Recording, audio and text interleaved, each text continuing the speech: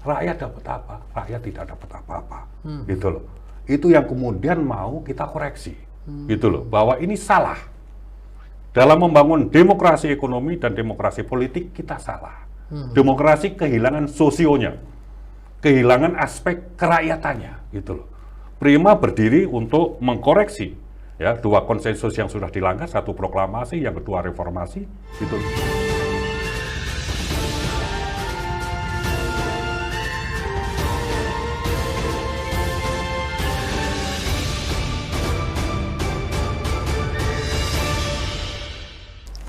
Oke, terima kasih hadir di studio MI. Kita bicara tentang Partai Prima, Bung Agus. Partai Rakyat Adil Makmur. Ini berdiri tahun lalu resminya Pak Agus ya? Prima kita deklarasikan bersamaan dengan Hari Lahir Pancasila. 1 Juli tahun 2021. Iya. Nah, ini sebentar lagi ulang tahun yang pertama, 1 Juni 2022. Bulan depan ya? Iya, betul. Oke. Bung Jai. Boleh dikasih tahu kawan-kawan di Admit Podcast ini, Bung Agus. Partai Prima ini di tengah sudah mapannya partai-partai lama ini, didirikan apa poinnya Pak Agus? Saya sering mengatakan bahwa Prima kita dirikan untuk mewujudkan apa yang menjadi cita-cita para pendiri bangsa. Oke. Cita-cita proklamasi kemerdekaan.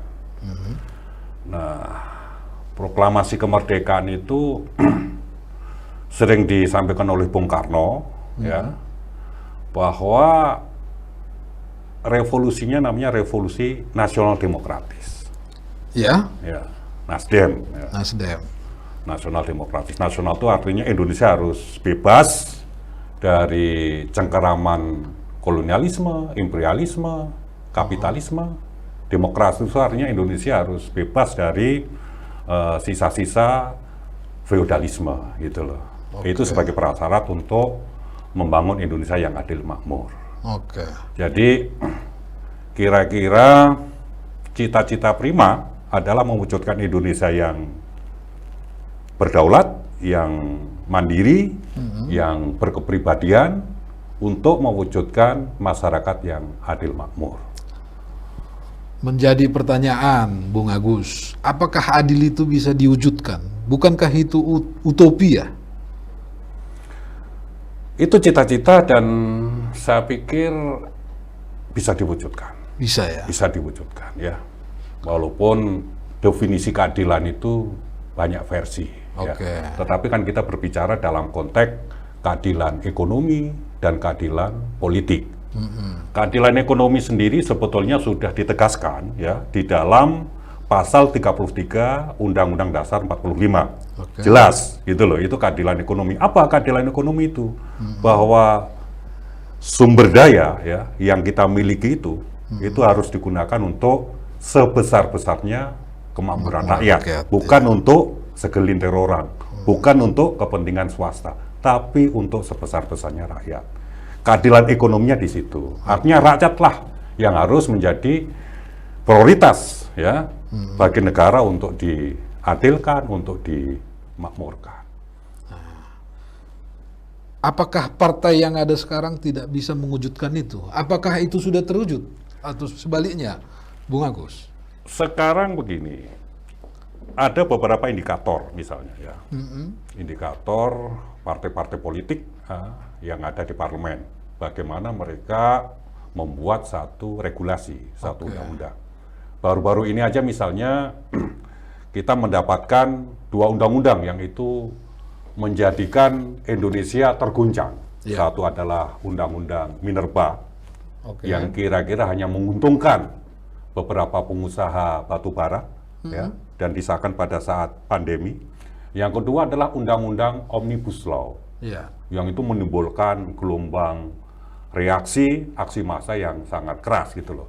Artinya apa? Artinya bahwa DPR yang menjadi wakil dari partai-partai politik Ya. dalam membuat regulasi, itu keperpihakannya kepada orang-orang super kaya, kepada oligarki, gitu loh. Jauh dari apa yang menjadi cita-cita proklamasi, jauh dari apa yang menjadi cita-cita para pendiri bangsa kita.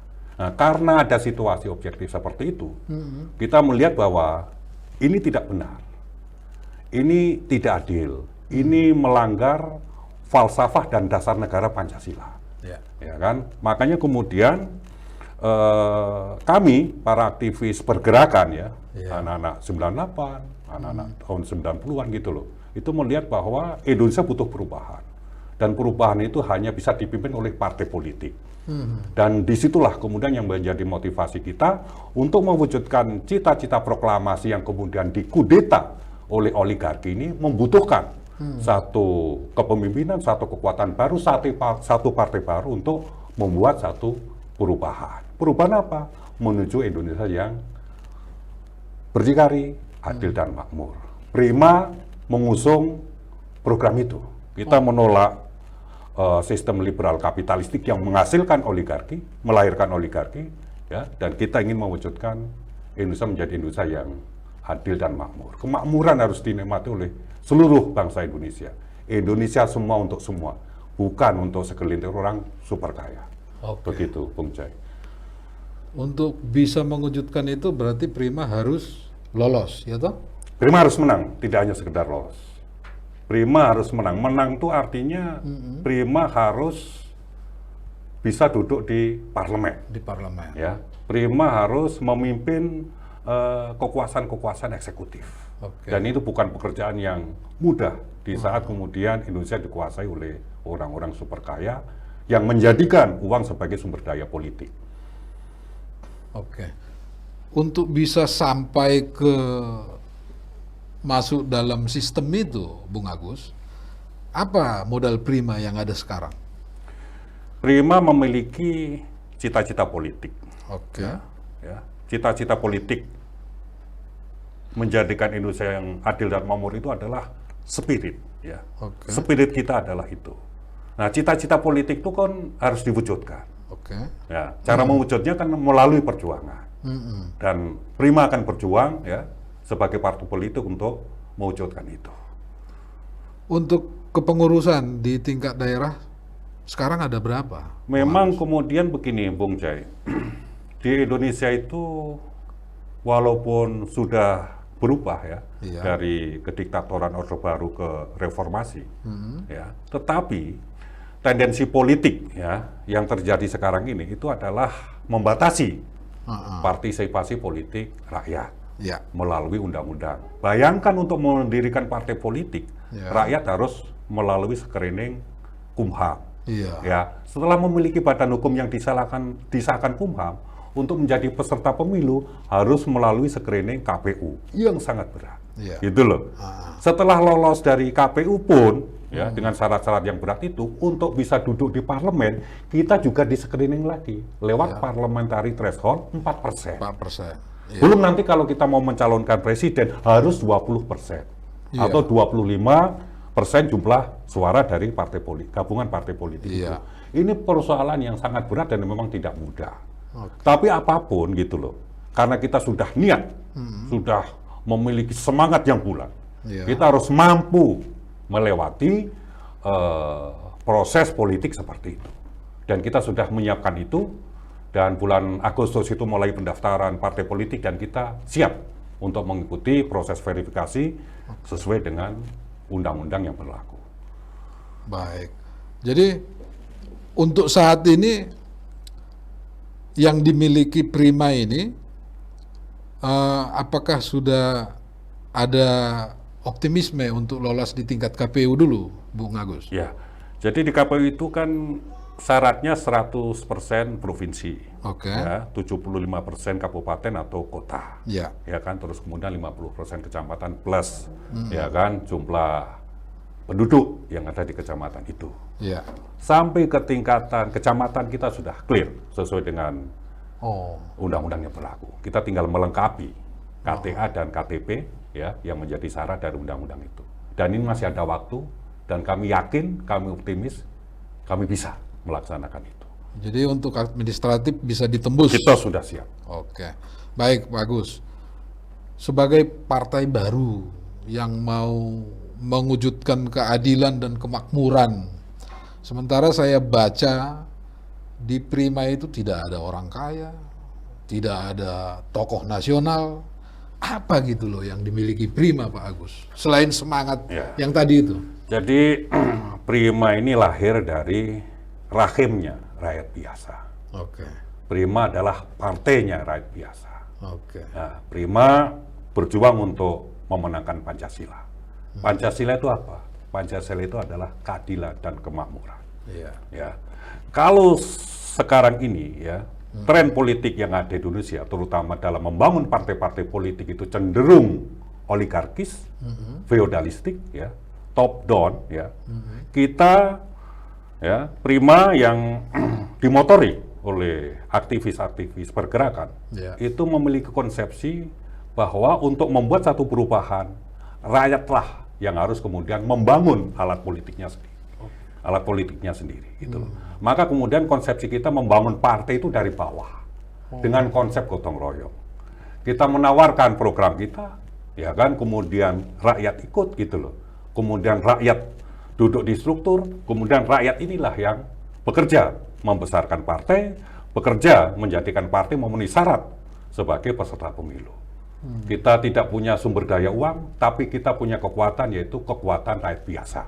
Kalau partai lain itu top down, kita membangunnya bottom up, gitu loh. Kalau partai lain itu menggunakan figur dan duit, kita menggunakan kekuatan gotong royong rakyat ini untuk membangun partai. Itu konsep partai yang benar menurut saya, karena partai itu alat perjuangan dan tentunya yang diperjuangkan itu adalah rakyat biasa, gitu loh. Makanya rakyat biasalah yang harus kemudian mengisi, menjadi pemimpin, menjadi pelopor, penggerak dari partai itu sendiri. Kalau kemudian partai bersandarkan tokoh, bersandarkan uang, ya, partai itu akan menjadi alat perjuangannya tokoh itu dan akan menjadi alat perjuangan siapa yang memiliki duit. Kita tidak mau itu, karena itulah yang menjadikan Indonesia tidak adil. Ya, dalam hal ekonomi, dalam hal politik, ini yang menjadikan Indonesia tidak adil. Kita ingin mendekonstruksi konsepsi seperti itu dengan konsep baru, bahwa partai politik itu alat perjuangan rakyat, rakyat yang harus membangun alat politiknya sendiri. Oke, kalau bisa dibuka, Bung Agus, target sementara Prima ini selain masuk ke DPR, atau ada sampai bisa mencalonkan capres sendiri, Bung Agus? Kita realistis ya. Ya. Di Indonesia untuk berpolitik tadi saya katakan sangat berat. Kita sangat realistis ya menghadapi persoalan politik itu. Yang penting bagi kami ya, kami bisa menang. Ya, menang di pemilu elektoral, ya, di pemilu legislatif gitu loh. Syaratnya kan 4%. Kita harus bisa melampaui 4% itu, gitu loh. Persoalan kemudian skemanya seperti apa ke depan, ya setelah kita memiliki 4% suara di DPR, tentunya kita sudah punya langkah-langkah politik apa yang harus kita kerjakan ke depan untuk mewujudkan cita-cita proklamasi itu. Oke, Bung Agus. Seandainya nih kita berandai-andai, Prima katakanlah dapat yang 4%-nya, tapi tidak bisa mencalonkan. Kira-kira dari yang ada sekarang ini, Pak Agus, siapa yang paling cocok ideologinya dengan Partai Prima, capres yang ada sekarang ini? Kita belum bisa mengasesmen, karena lebih banyak ya kalau kita ikuti di media, ya, terutama di sosial media, kebanyakan capres-capres ini hanya mencitrakan personalitinya, gitu loh. Tidak pernah mereka menyampaikan apa yang menjadi visi misi mereka kalau jadi presiden, apa yang menjadi program perjuangan kalau mereka menjadi presiden, gitu loh. Jadi lebih cenderung pencitraan dibanding ide gitu. Gagasannya belum kelihatan, gitu loh. Prima selalu berpedoman ya di dalam menentukan pilihan politik itu gagasan. Gagasan apa yang ditawarkan oleh, kalau toh nanti kita akan berkoalisi pun juga gagasan apa yang mereka tawarkan untuk bangsa Indonesia, gitu loh. Nah, gagasan-gagasan ini sekarang belum muncul. Indonesia masih dipenuhi oleh narasi-narasi politik yang gelap, yaitu kebencian, ya, polarisasi gitu loh, yang itu sangat membahayakan persatuan nasional. Dan calon-calon yang muncul belum menyampaikan konsepsi apa untuk Indonesia yang adil makmur, Indonesia yang bersatu, Indonesia yang aman, Indonesia yang damai, belum ada.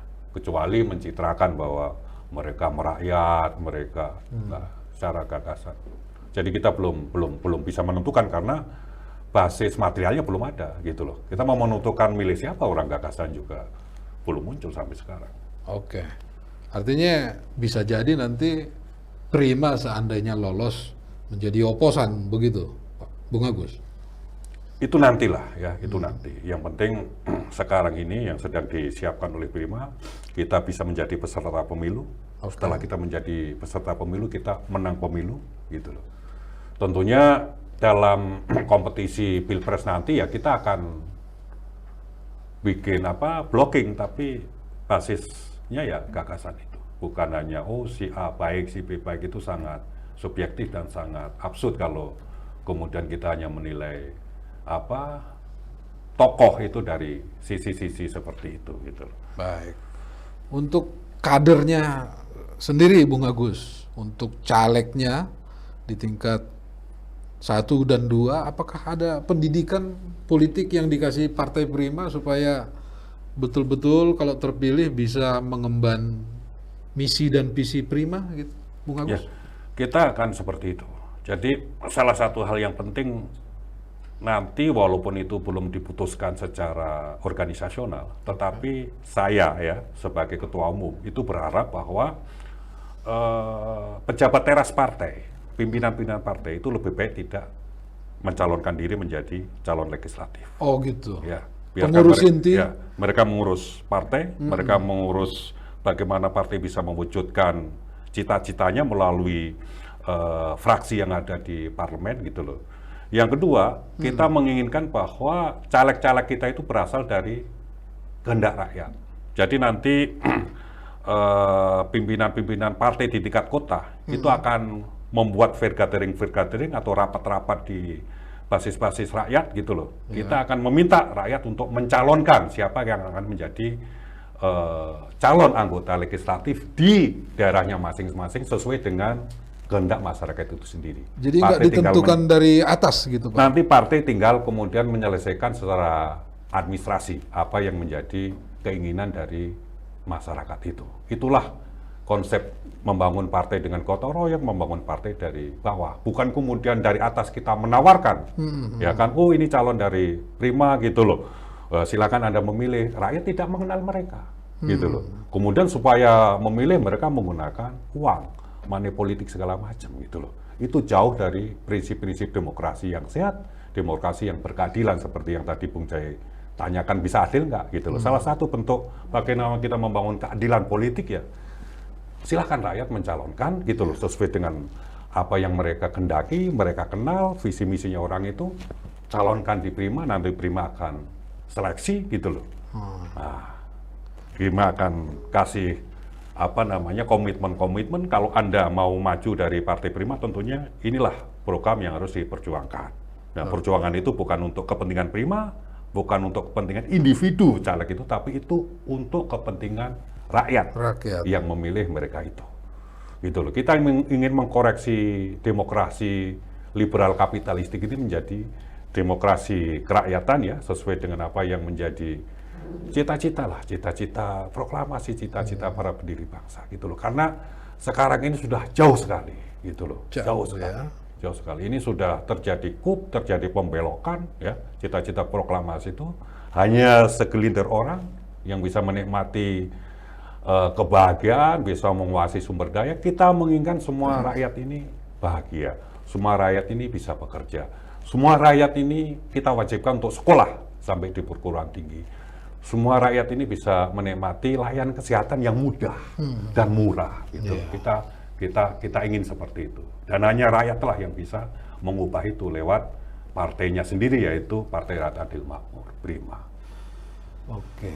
Jadi memang udah terlalu melenceng keadaan sekarang ini, Bung Agus.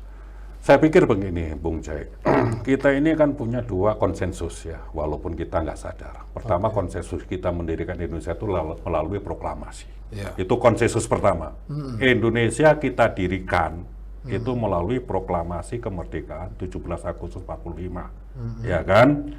Kemudian cita-cita itu dituangkan di dalam preambul Undang-Undang Dasar 45. Oke. Ya, itu yang sering saya namakan sebagai Declaration of Independence-nya Indonesia. Ya. Cita-cita kemerdekaan Indonesia itu ada di dalam preambul Undang-Undang 45. Ya. Ya kan? Di dalamnya ada apa? Ada tujuan negara, ada dasar negara.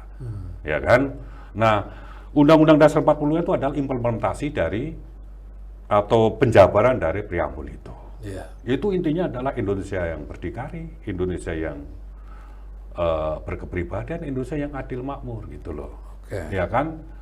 Kemudian setelah perjalanan waktu, ternyata cita-cita proklamasi ini diselewengkan oleh Orde Baru pada waktu itu.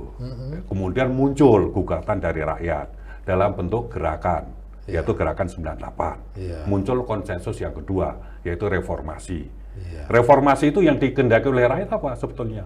Ya kan? Demokrasi dan kesejahteraan sosial. Iya. Ya kan? Demokrasi itu adalah membuka seluas-luasnya partisipasi rakyat untuk ikut menentukan kebijakan-kebijakan politik. Iya. Ya kan? Supaya kemudian apa? Politik ini menjadi alatnya rakyat untuk mewujudkan impiannya, bukan menjadi alatnya segelintir orang. Tetapi kemudian dalam proses perjalanannya reformasi pun itu kemudian juga dikup oleh siapa? Oleh oligarki. Karena sistemnya tidak berubah.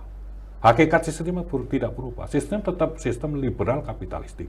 Tetap kapitalistik. Siapa yang menguasai kapital, dia akan menguasai ekonomi, akan menguasai politik gitu loh. Sistem liberal kapitalistik setelah reformasi ini mengalirkan oligarki, melahirkan segelintir orang-orang super kaya yang mengatur kehidupan berbangsa dan bernegara. Rakyat dapat apa? Rakyat tidak dapat apa-apa. Gitu loh. Itu yang kemudian mau kita koreksi. Gitu loh. Bahwa ini salah. Dalam membangun demokrasi ekonomi dan demokrasi politik kita salah. Demokrasi kehilangan sosionya, kehilangan aspek keracyatannya, gitu loh. Prima berdiri untuk mengkoreksi ya dua konsensus yang sudah dilanggar, satu proklamasi, yang kedua reformasi, gitu loh, untuk membangun sistem baru yang sesuai dengan Pancasila, gitu loh, yaitu masyarakat yang adil makmur, gitu loh. Masyarakat bukan segelintir orang, gitu loh. Indonesia semua untuk semua, gitu loh, bukan untuk segelintir orang. Kira-kira seperti itu, Bung Jai.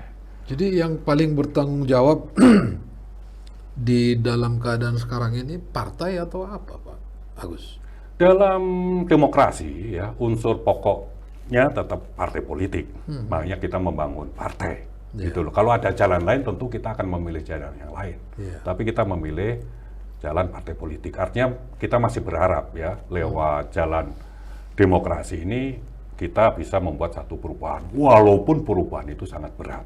Tetapi kalau kemudian partai kita didukung ya oleh rakyat, tentunya perubahan itu akan semakin mudah, gitu loh. Jadi sandaran kita bukan finansial, tapi sandaran kita adalah gagasan dan rakyat itu, gitu loh. Itu memang berat, Bu. Memang berat itu loh. Kita harus mengakui itu. Tapi dalam situasi yang berat itu kita yakin bahwa kita bisa, kita sanggup, gitu loh.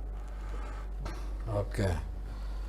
Kalau kembali lagi ke soal pelencengan yang tadi itu, Bung Agus, apakah kita sudah lari juga dari sisi undang-undang atau hanya di tingkat praktisnya saja ini, sehingga cita-cita pendirian bangsa ini nggak terwujud gitu, Bung Agus? Sebetulnya kan begini, Undang-Undang 45 ya, yang menjadi pendetailan dari cita-cita proklamasi, yaitu preambul Undang-Undang Dasar 45 itu sudah bagus. Kalau toh kemudian mau diperbaiki, diamandemen, itu unsur-unsur yang pokok menyangkut kepentingan rakyat banyak itu loh, itu tidak perlu diubah, kan begitu. Tetapi kemudian setelah reformasi itu undang-undang kita cenderung ke liberal, gitu loh, cenderung ke liberal. Memang ada satu perubahan konsep ya, karena Undang-Undang Dasar itu adalah konsepsi bagaimana kita berbangsa dan bernegara, itu ada perubahan konsep gitu loh, ya dari apa namanya undang-undang yang sebetulnya nasional demokratis tadi gitu loh, itu berubah menjadi liberal gitu loh. Ditambah kemudian para pemimpin kita itu di dalam melaksanakan ya kebijakan-kebijakan politik, mereka tidak memahami sejarah perjuangan bangsa, tidak memahami apa yang menjadi cita-cita proklamasi gitu loh. Kemudian politik yang terjadi adalah politik yang mengejar kepentingan kekuasaan, kepentingan kapital, kepentingan finansial gitu loh. Ya, bukan menjadikan politik itu sebagai alat perjuangan untuk membebaskan rakyat dari kemiskinan, dari kemunduran gitu loh. Ini ya penyelewengannya kemudian seperti itu, ada penyelewengan konstitusional ya, penyelewengan filosofi yaitu Pancasila, penyelewengan konstitusional yaitu Undang-Undang Dasar 45 dan penyelewengan kepemimpinan nasional. Yang terjadi kemudian sistemnya liberal kapitalistik melahirkan oligarki karena yang dalam sistem liberal yang kuat yang akan menang, yang kuat yang akan berkuasa. Ya kan? Mereka yang kemudian berkuasa dan kebijakan undang-undang yang dihasilkan oleh parlemen dari partai-partai politik cenderung membela kepentingan mereka. Itu adalah penyelewengan yang harus segera dihentikan, yang harus segera dikoreksi. Ya, Prima tidak menginginkan adanya satu pergantian kekuasaan saja. Dari misalkan dari SBY ke Pak Jokowi gitu loh, kemudian nanti ke Pak siapa gitu loh. Ya kan, kita tidak menginginkan itu. Karena apa? Yang kita inginkan adalah perubahan, bukan hanya sekedar pergantian. Artinya kalau tadi Bung Cem menyatakan siapa yang Anda dukung calon presiden nanti, yang bisa membuat satu perubahan, yang bisa mengkoreksi ya penyelewengan yang dilakukan ya oleh elit-elit politik sekarang ini, penyelewengan yang dilakukan oleh sistem politik sekarang ini, penyelewengan yang dilakukan oleh sistem ekonomi sekarang ini, gitu loh. Untuk apa? Kembali ke jati diri bangsa. Jati diri bangsa apa? Gotong royong. Gitu loh, ya kekeluargaan itu filosofi kita, prinsip kita, gitu loh. Bukan Indonesia itu hanya untuk segelintir orang saja, gitu loh. Ya itu. Jadi Indonesia sekarang ini membutuhkan perubahan sebelum kemudian ya disparitas itu semakin luas, ya semakin kesenjangan ini semakin tajam, ya kemudian terjadi polarisasi semakin tidak terpimpin, gitu loh. Itu membahayakan kehidupan berbangsa dan bernegara, gitu loh. Kita ingin menghentikan itu semua, gitu loh. Jangan kemudian misalnya sekarang ini karena kekuasaan oligarki ini rapuh, ya, menggunakan politik adu domba, politik divide et impera untuk melanggengkan kekuasaan mereka. Kita tidak mau itu. Kita ingin Indonesia itu damai, Indonesia itu aman, rakyatnya bahagia, gitu loh. Bangsanya rukun, bersatu, gitu loh. Tidak kemudian mereka menonjolkan apa yang menjadi kepentingan kelompoknya, kepentingan agamanya, kepentingan sukunya, gitu loh. Karena itu sudah selesai. Begitu kita sudah memproklamasikan Indonesia sebagai satu bangsa, satu negara, gitu loh. Itu persoalan-persoalan suku, agama, ras, dan antar golongan sudah selesai. Mestinya kita harus berlomba-lomba, ya kan, berbuat kebaikan, berjuang untuk mewujudkan apa yang menjadi cita-cita kemerdekaan itu. Tapi sekarang kan tidak, gitu loh.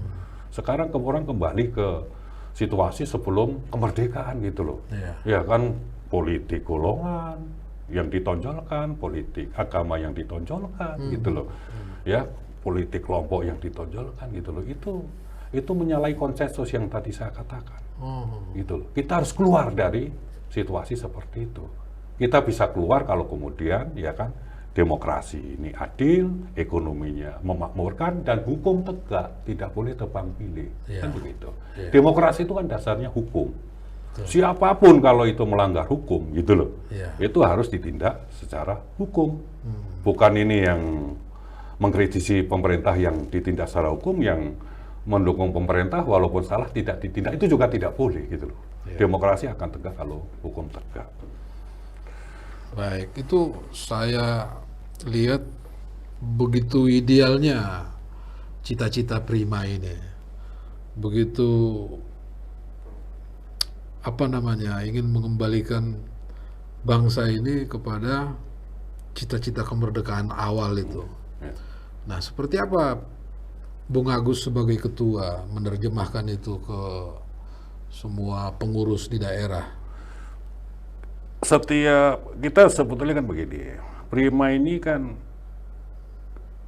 kita dirikan atas dasar konsep, ya, gagasan, gitu. Nah, saya pikir Prima, ya, terutama para pemimpinnya, baik itu di nasional maupun di daerah, mereka paham apa yang menjadi gagasan dari Prima, apa yang akan diperjuangkan oleh Prima. Jadi siapapun yang bergabung dengan Prima, tentunya mereka sudah memahami. Saya memilih Prima karena Prima anti oligarki, ya. Prima ingin memenangkan Pancasila. Apa memenangkan Pancasila itu? Mewujudkan Indonesia yang berdikari, adil dan makmur, gitu loh, ya.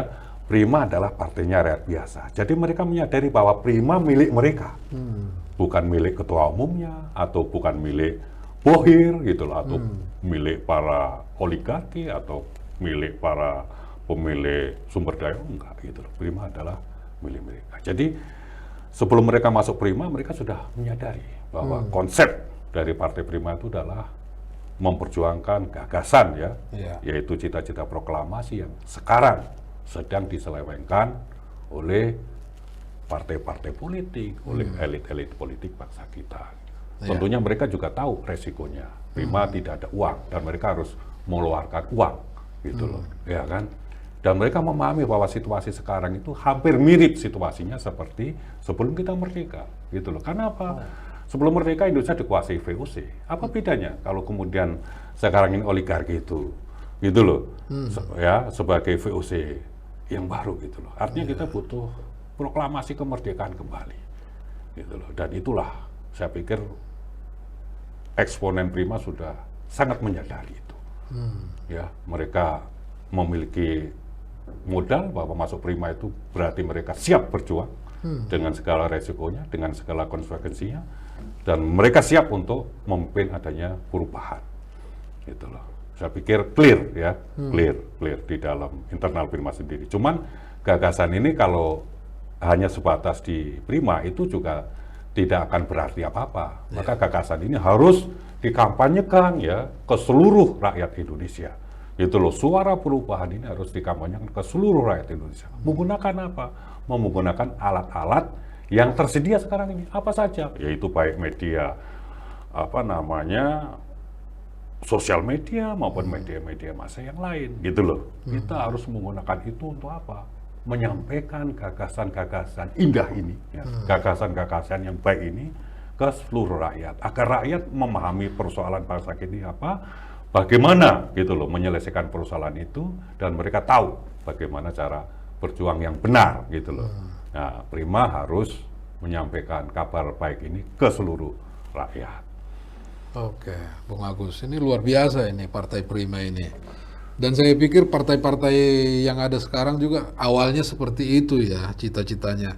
Tapi di tengah perjalanan akhirnya lebih cenderung mengejar kekuasaan, ya.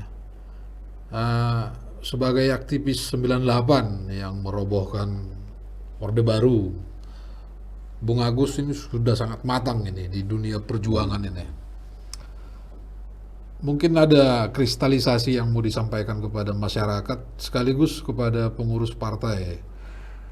Saya pikir begini, Bung Jai. Tadi Bung Jai menyinggung bahwa mungkin dulu partai-partai politik semangatnya gagasannya seperti gagasan Prima lah. Tetapi Bung Jai harus ingat, ya, untuk menilai satu partai politik, ya, ataupun satu track record untuk menilai satu partai politik, mau menilai pemimpin partai politik, kita harus lihat track recordnya. Apakah mereka memang punya track record, ya, sebagai pejuang, gitu loh, atau mereka memang anak-anak dari oligarki itu sendiri, gitu loh. Gimana tanahnya tidak pernah kena, gimana kakinya tidak pernah kena lumpur, mereka mau memperjuangkan petani, gitu loh, ya kan? Makanya kalau mau melihat partai politik, kita harus melihat program apa yang diperjuangkan, dan harus dilihat track record pemimpin-pemimpin dari partai politik itu sendiri. Ya. Jangan salah pilih, gitu loh. Karena dalam era digitalisasi, itu loh, itu gampang sekali kemudian ya kita memanipulasi Iya. orang jahat menjadi orang baik. Betul. Dengan proses pencitraan seperti itu. Gitu loh. Saya pikir kita sudah matang, bangsa Indonesia sudah pintar, kita jangan terbuai gitu loh oleh politik-politik pencitraan itu. Gitu loh. Karena itu akan menjerumuskan kita. Gitu loh. Kita harus kemudian kembali ya. Apa yang menjadi gagasan, apa yang menjadi program perjuangan, bagaimana track record para pemimpin partai itu. Gitu loh. Apakah mereka pernah berdarah-darah, berlumpur-lumpur, menanggung resiko untuk memperjuangkan apa yang menjadi cita-cita proklamasi, gitu loh. Ya, cita-cita masyarakat adil dan makmur, gitu loh. Saya pikir yang perlu saya sampaikan ke kawan-kawan saya, ke rakyat bahwa Indonesia harus berubah. Oke. Indonesia membutuhkan partai yang bisa memimpin perubahan. Indonesia membutuhkan tokoh yang bisa memimpin perubahan itu, gitu loh. Perubahan itu apa? Perubahan dari alam liberal kapitalistik menjadi alam yang adil, alam yang makmur, gitu loh. Dalam satu ikatan, yaitu satu nasib, satu tujuan, di dalam satu dasar dan satu filosofi, yaitu Pancasila.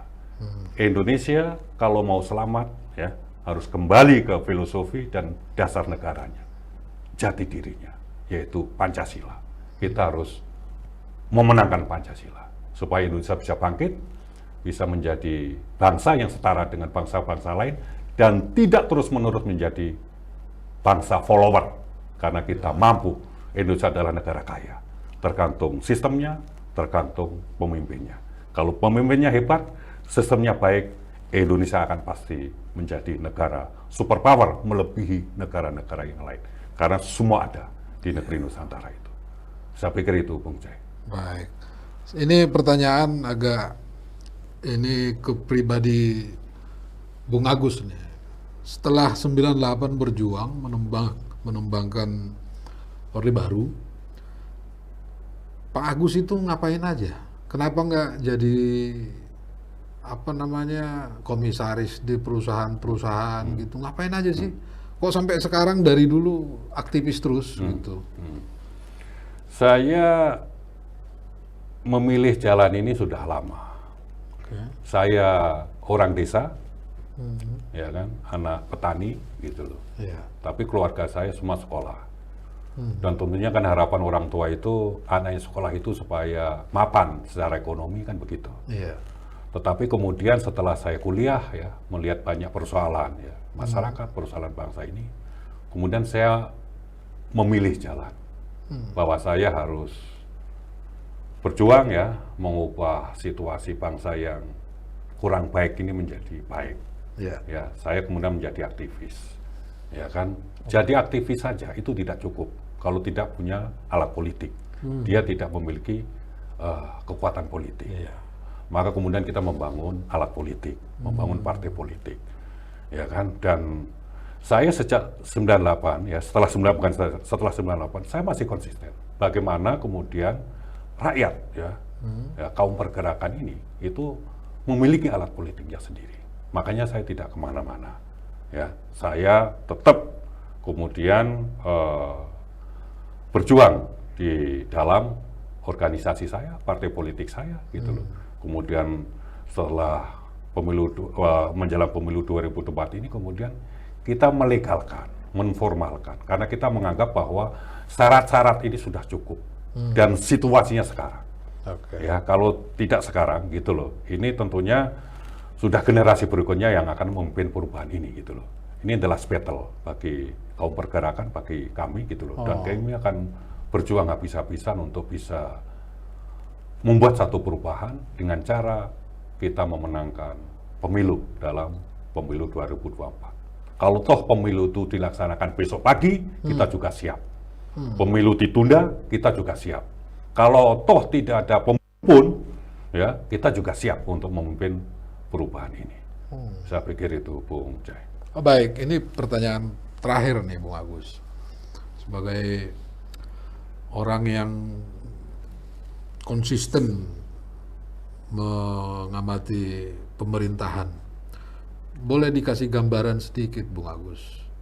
Mulai dari zaman reformasi, ganti presiden, sampai sekarang ini, kita membaik, memburuk, atau biasa-biasa saja?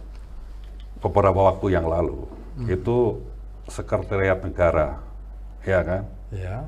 Wakil Presiden, itu membuat surat edaran, ya kan, kira-kira ini mungkin juga akibat pandemi, kira-kira sekarang ini, ya, kita di 25 provinsi, di 212 kota atau kabupaten, itu mengalami kemiskinan ekstrim. Sekarang ini? Nah, ya kan, buka saja nanti di sosial media, nanti ada berita tentang itu. Gitu loh, ya kan. Ini bisa akibat pandemi atau ini sistem politik yang salah. Oke. Tetapi di tengah-tengah kemiskinan ekstrim itu, kita juga mendengar bahwa segelintir orang itu kekayaannya bertambah. Di saat rakyatnya miskin, tapi ada segelintir orang, sekelompok orang itu kekayaannya bertambah. Artinya apa? Artinya dari data itu saja, ini ada sesuatu yang salah. Gitu loh. Kalau Bung Jam mengatakan bahwa ini apakah ada kemajuan atau kemunduran, saya mengatakan bahwa ini ada yang salah. Yang salah adalah sistem ekonomi kita. Sistem ekonomi kita sudah keluar dari Pancasila, sudah keluar dari semangat pasal 33 Undang-Undang Dasar 45. Ya, yang kemudian muncul sistem liberal kapitalistik. Ingat, di dalam sistem kapitalisme itu yang kuat, yang memiliki kapital kuat, mereka yang menang, mereka yang berkuasa. Padahal Indonesia di dalam membangun sistem ekonominya itu sudah jelas bahwa ekonomi kita tidak sepenuhnya dikuasai oleh negara seperti komunis, seperti negara-negara, tidak sepenuhnya dikuasai oleh swasta seperti negara-negara Amerika, negara-negara Barat. Negara kita sudah punya konsep bahwa Indonesia itu ada 3 pilar ekonomi. Yang pertama adalah ekonomi yang dikuasai oleh negara dalam bentuk BUMN, ekonomi yang dikuasai oleh rakyat dalam bentuk UMKM dan koperasi, dan ekonomi yang dikuasai oleh swasta. Ya, sekarang ini kira-kira kesalahan itu terjadi kenapa? Negara cenderung menjadikan swasta sebagai anak emas dalam pembangunan konsep ekonomi, ya kan? Nah, Prima ingin membangun satu konsep ekonomi sesuai dengan apa yang menjadi konsepsi dasar kita. Swasta boleh hidup, ya kan? Perusahaan-perusahaan, kebutuhan-kebutuhan dasar rakyat, kebutuhan-kebutuhan strategis itu dikuasai oleh BUMN, gitu loh. Ya, misalnya seperti minyak goreng. Kenapa minyak goreng kemudian langka, mahal? Karena minyak goreng dikuasai oleh swasta. Gitu loh. Mestinya negara juga harus memiliki perusahaan-perusahaan, pabrik-pabrik minyak goreng, gitu loh. Karena swasta ini memang cari untung saja, bukan untuk mensejahterakan rakyat, lain dengan negara. Dan yang ketiga adalah UMKM dan koperasi, gitu loh. Itu kemudian harus membangun sumber-sumber ekonomi sesuai dengan potensi di daerahnya masing-masing, gitu loh. Dan Prima menginginkan sebagai sosok guru ekonomi ke depan yang sesuai dengan prinsip Pancasila adalah menjadikan rakyat sebagai sosok guru ekonomi, menjadikan rakyat sebagai subjek ekonomi dalam bentuk UMKM, dalam bentuk koperasi-koperasi. Ya, kita akan dipermudah oleh perkembangan teknologi sekarang ini. Kalau rakyat kuat, ya, negara pasti akan kuat. Gitu loh. Kalau rakyat ekonominya mandiri, negara akan menjadi negara berdikari, tidak akan menjadi negara follower. Dalam situasi apapun, kalau sosok guru ekonomi yang namanya ekonomi rakyat ini kuat, kita tidak akan mudah goncang secara ekonomi. Kita ingat tahun 98, di saat perusahaan-perusahaan besar kolaps, pada bangkrut gitu loh. Tidak ada UMKM yang mengalami kebangkrutan walaupun mereka mengalami kesulitan yang luar biasa. Artinya yang bisa survive, yang bisa menjadi sosok guru ekonomi bangsa, ekonomi negara itu ya rakyat itu. Prima ingin menjadikan ekonomi rakyat sebagai subjek ekonomi, sebagai sokok guru ekonomi. Tahapannya nanti seperti apa, konsepsinya nanti seperti apa, nanti akan kita sampaikan kalau waktunya sudah tepat.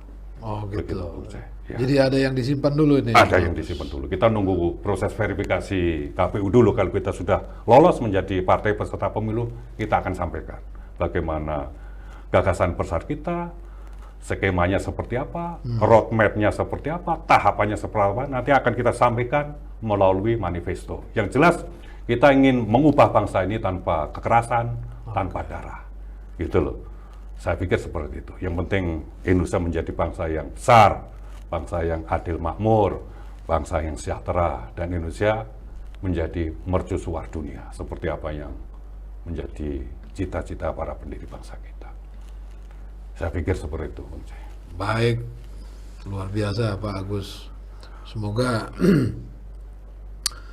apa namanya yang diinginkan oleh Partai Prima ini disambut oleh rakyat. Amin. Dan kita berharap partai ini betul-betul konsisten dengan janjinya. Amin.